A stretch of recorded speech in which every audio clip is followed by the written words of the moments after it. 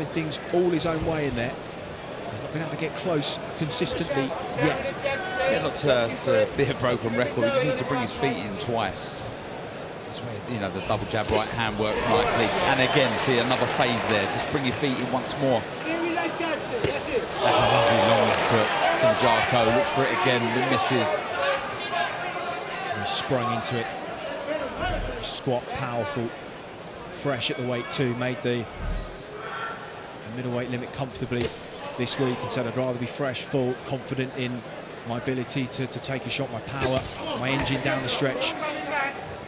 Not being needlessly tall and rangy at the weight if you haven't got everything in the arsenal that you feel you need. Again, just looking for that counter left hook as Larios beginning to commit a little bit more now. I think the shot for Larios is to try and draw Jarko onto the right uppercut. He's making Jarko fall short with his feet. Try and whip the uppercut up for the shorter man, but that's two good body shots from Jarko. Picked them so well. Whip that long right hand to the body, almost Mike McCallum-esque, and then the left hook sharp and short to the head. Starting to get a little bit closer now. Been landing from Jarko, moving his head, trying to look for them again, missing with that left hand. He's just starting to steal the space of the American as he's pushing him back too. Not able to hold centering as he was for good portions of the first 3 or 4 rounds, and now Jarko has it back to the corner, short the shots up as he hurt Larios with just 10 seconds to go in the 5th. That's where he wants him, Chris. Backs into the corner. Beautiful shots. Athletic, spiteful, and a great southpaw adjustment from Kevin Jarko. Jarko, you can see him follow it up now. And again, coming out of the line of sight of Larios, down by that hip, and then the left hook comes off the back of the right hand. Now he's hurt, and Jarko follows up, and he steps the referee and calls time. You know he could have carried on there. He knows he could have too, but I think the cumulative punishment he'd taken over those 9 rounds was something to listen to ringside. You could tell the hurtfulness of those shots, and well, I'd argue that maybe it was a tad early, but the reality is he wasn't going to win that fight, and he was just taking unnecessary punishment there.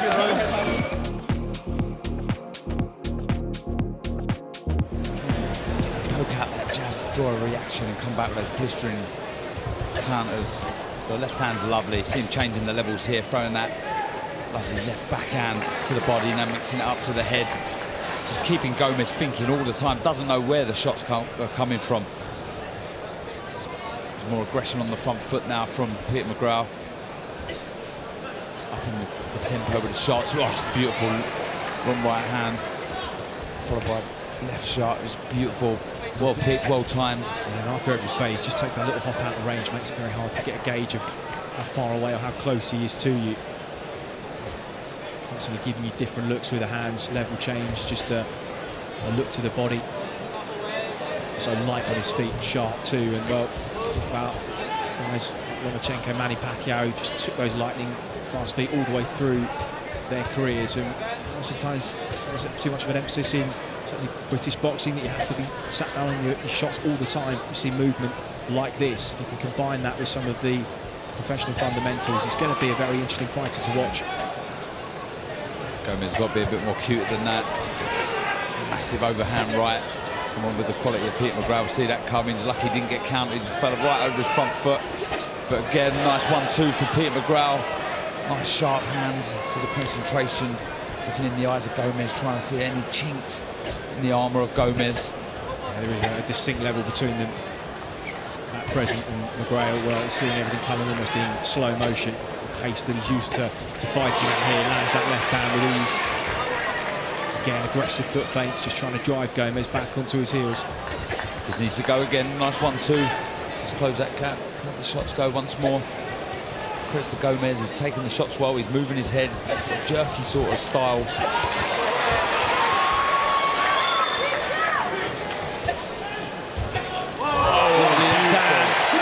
Drops Gomez onto his back. Bob Williams takes up the count. No, he doesn't. He waves Gomez off, and rightly so. The eyes of the man on the floor glazed over. He didn't want any more, and I don't think he'd have made the count, even with the option.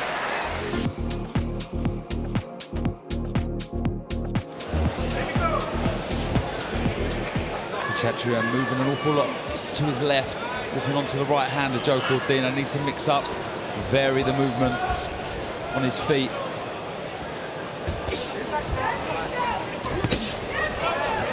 Cordina starting to concentrate the attack to the body, using those feints as well and working in behind the left jab. And again, going looking for that overhand right that was so successful last time around. Yeah, lovely, giving the eyes and the jab to the body, coming over with the right hand to the head. Oh, just missing with that shot there, Joe Cordina.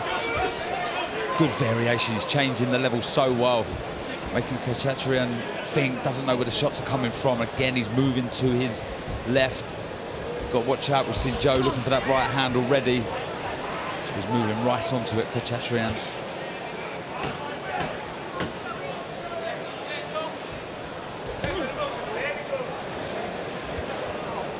As you were saying, Darren, when Cordina invites Chatrian to open up, it's when Cordina has some of his best successes. Yeah, he has the upper hand when it comes to speed and power. So you fancy Joe in them exchanges, but credit to Chatrian, he's trying, he's looking to let the shots go, get pinned into the corner here, exits well. Just mixing up the ways that he's moving in the ring there. He's starting to go to his right slightly, keeping Joe thinking.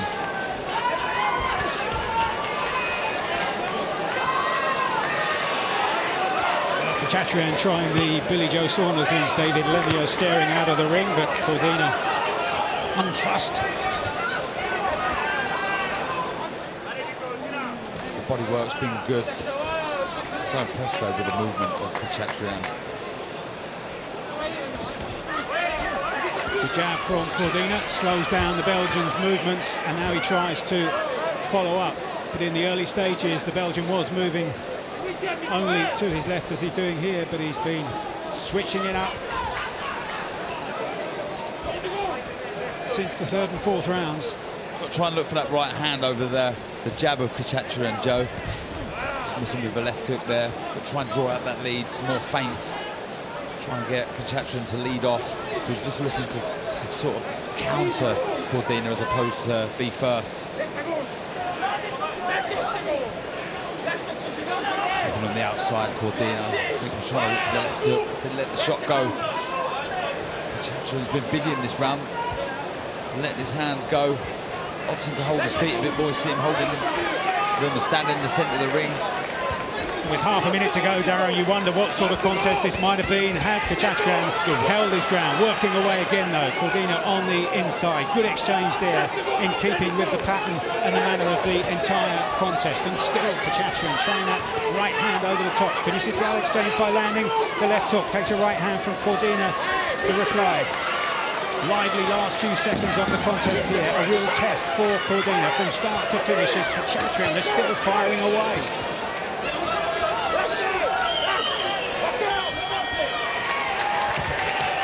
Ladies and gentlemen, after 10 rounds here in Liverpool, England, we go to the judges' score totals.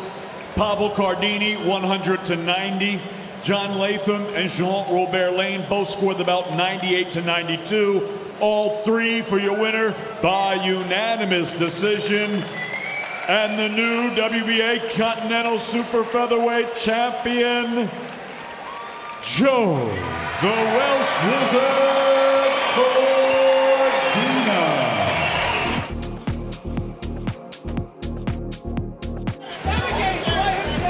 Robbie Davis saying in the build-up to this fight that he wanted to get back to his boxing and not get involved in the tear-ups that he says have caused him too much damage in his career so far. Wants to get back to what he does best. Lundy proving to be as elusive as he has done throughout his professional career. And again, reading that overhand right from Davis. Davis is going to have to really work for his openings here this evening. Exactly, Mike, and he's got to be unpredictable with his punches and with his jabs and set them up behind feints, because Lundy is waiting for everything to roll and counter in that Philadelphia style.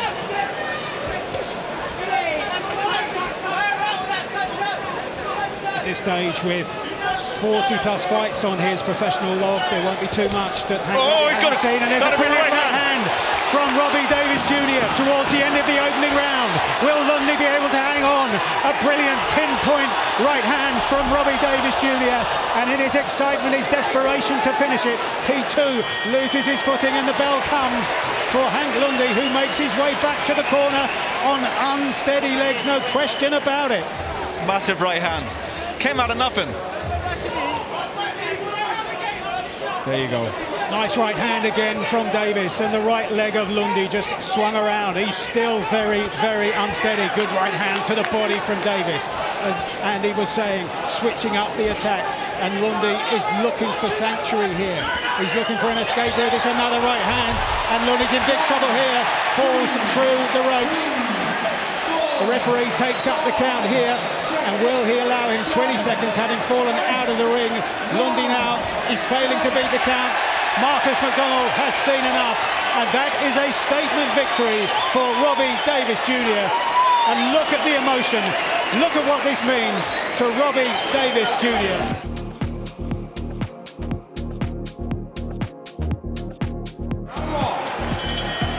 And so into the 20th fight of her professional career for Katie Taylor. 13 of those previous 19 have been world title fights. Much, much more experience than her opponent tonight, Firuza Sharipova. So proud to be representing her native Kazakhstan, just as Katie Taylor is representing Ireland. And Taylor looking to land the right hand in the early stages to make her speed tell.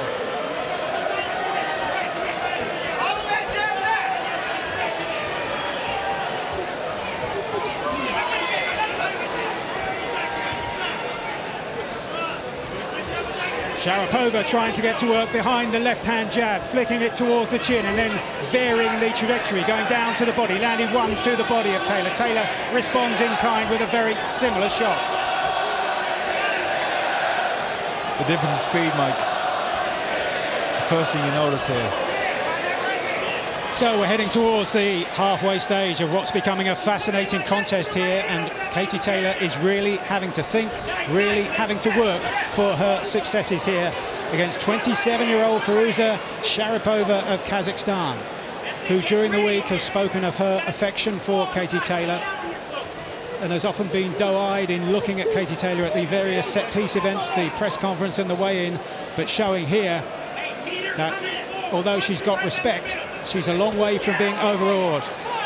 Right hand over the top from Katie Taylor gets through, and there's damage to the eye of Sharipova. When she turns towards us, we'll get a better look at it. Darren Barker's scorecard there. All square, 2 rounds apiece after the 4 completed rounds. Sharipova has that damage by the right eye, damage beneath it, and it looks as though there might be some damage above it as well. We'll get a closer look at that in the corner at the end of this round. We're halfway through round number 5. It's actually becoming real scrappy here, and a lot of holding and clinching. Sections of the crowd here breaking into song, trying to inspire Katie Taylor into a dramatic finish here as we head towards the halfway stage of round 9 of a scheduled 10. Good right hand from Katie there.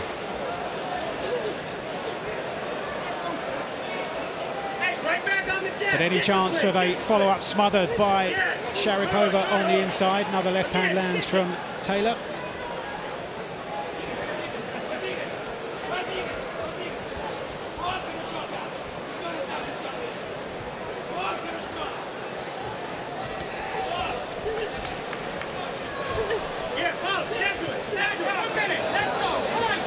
Well, the odds makers in the lead up to this fight had Katie Taylor a 20-1 on shot.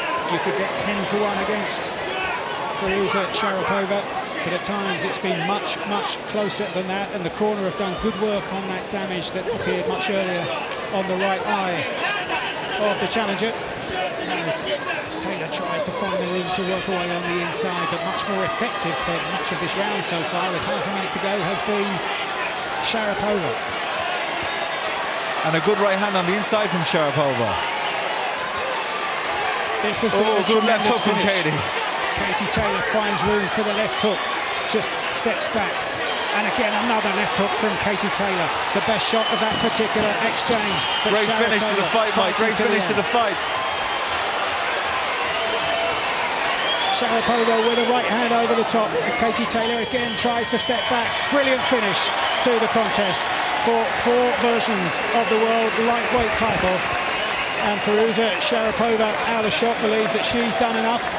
Katie Taylor, in her 20th professional contest, pushed all the way by this gutsy challenger.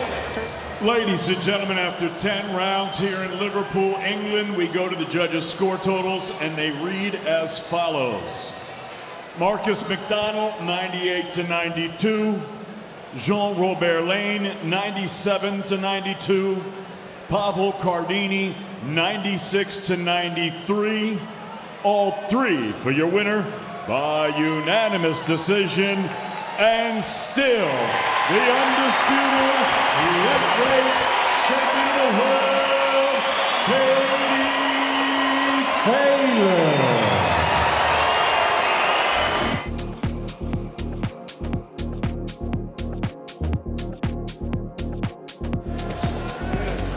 Conor starting well here on the front foot. I thought Algieri might just be having a look. Oh, good left hook to the body from Conor Benn again. Well, that was all part of the ploy, according to what we were hearing during the fight week build-up. And it's been a very measured, clinical start from Conor Benn, a very mature start from the 25-year-old, as he forces Algieri onto the ropes over on that far side of the ring, beneath which his dad Nigel is looking on, so confident that his son can make it work here tonight and move on, move closer to the top end of the red-hot welterweight division. And Conor, first and foremost, under no illusions as to the strength. Nice sneaky right hand gets through from Algieri, but Benn goes straight on the attack, and that's a good shot over the top from Benn. If you're looking for improvements from the Granados fight, one thing he didn't do was go to the body early, and so far Conor Benn is going to the body.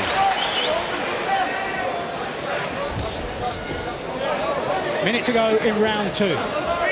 Ben just has to be disciplined, not fall into the same traps of just letting his hands go and just giving into that ferocity that he has and that hunger that he has. He has to be disciplined here. Fight a smart fight, like he is doing there, jabbing to the head, going to the body, picking his shots and picking his moments well, as he is at the moment. Algieri dancing in and out of range, giving the impression that he's reading Benn in the early stages of the contest and allowing Benn to unload so that maybe he can pick him up later in the contest. And a brilliant left hook from Conor Benn lands solidly on the chin of Algieri. Algieri feels that he fell over off balance, rolled over to the far side of the ring, but a left hook definitely did land. Algieri looks as though he's taken it well. He did complain. He felt he was off balance. Now in the closing seconds of the second round. And he landed a good left hook himself, Algieri, so I think it was a little bit of both punch and the balance issue. Conor Benn, feint, goes to the body, goes ahead. I think he just tripped over the 2 lead feet, do kind of tangle, but there is definitely a punch, so it's a legitimate knockdown. Kind of cuffed the back of the head. That's it. I mean, the shot itself, the glove landed around the back of the head of Algieri. It was. You'll see the feet here, just tangle, and he kind of trips him, but it's just a dramatic fall.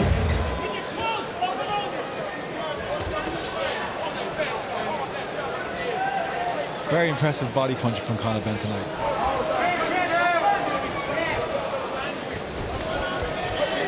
And for Algieri, it's just been too many single shots. You're not going to land too many single shots on somebody like Conor Benn, who's in constant motion.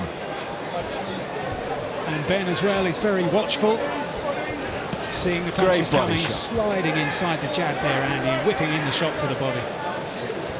And now his tongue's coming out with Algieri, and maybe he's trying to make a bit of chronology, but believe me, he felt that punch. Algieri trying to get behind the left-hand jab, throwing it to the shin and to the body, trying to get himself into some kind of rhythm here, and the feints from Benn. Feints to the body with a jab and then flicks it out to the head. And again, that left-hand jab is really working so well. Clearly, the work he's been doing with Tony Sims in the gym is paying off, at least up until this stage.